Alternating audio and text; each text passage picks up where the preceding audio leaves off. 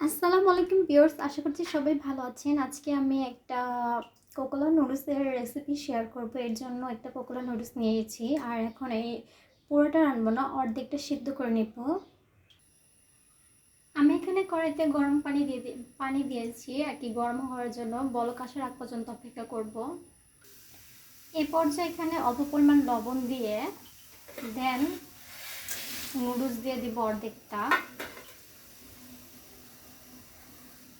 তারপর নাড়াচাড়া করে নেব।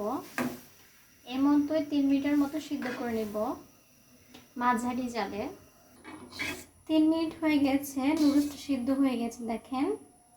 আর বাকিটা হয়ে যাবে। এটা চুলার জাল বন্ধ করে এখন এটা পানি দিয়ে ধুয়ে নিব, নর্মাল পানি।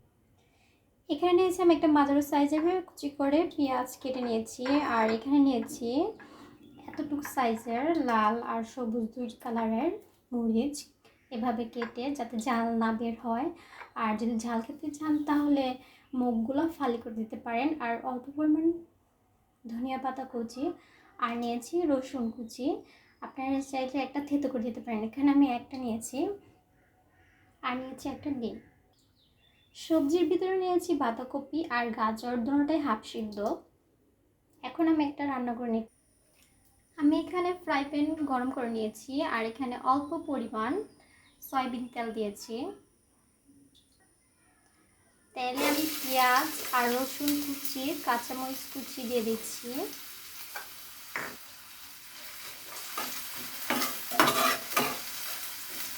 কিছুক্ষণ নাড়াচাড়া করে নেব, ব্রাউন কালার করব না, হালকা একটু কাঁচা গন্ধটা দূর করব। পেঁয়াজটা নাড়াচাড়া করে আমি ওই পাশে দিয়ে দিয়েছি, আর এখানে একটু পরিমাণ তেল অ্যাড করছি, কারণ এখন এই পাশে আমি ডিমটা ভাজা ভাজা করব।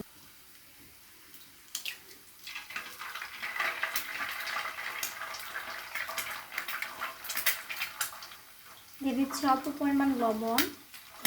দেন এটাকে এখানে সুন্দর করে ভাজা ভাজা করে নেব।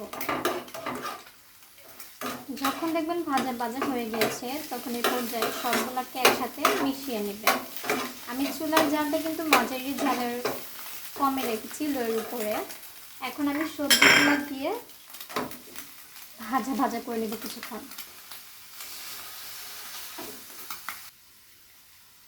সবজিটা ভাজা ভাজা হয়ে গেছে, এখন আমি নুডলসটা দিয়ে দিব সিদ্ধ করে রাখা। এখন একসাথে মিশিয়ে নেব।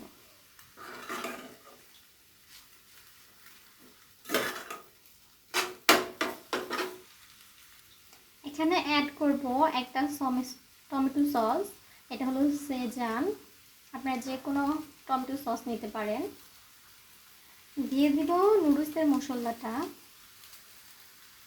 এ পর্যায়ে সবগুলোকে সুন্দর করে মিশিয়ে নিব।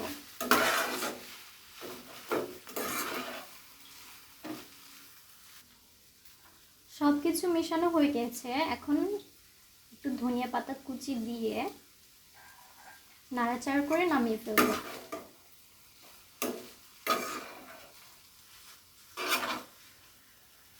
রান্না শেষ, এখন চুলা অফ করে দেব। এখন বেরিয়ে নিব।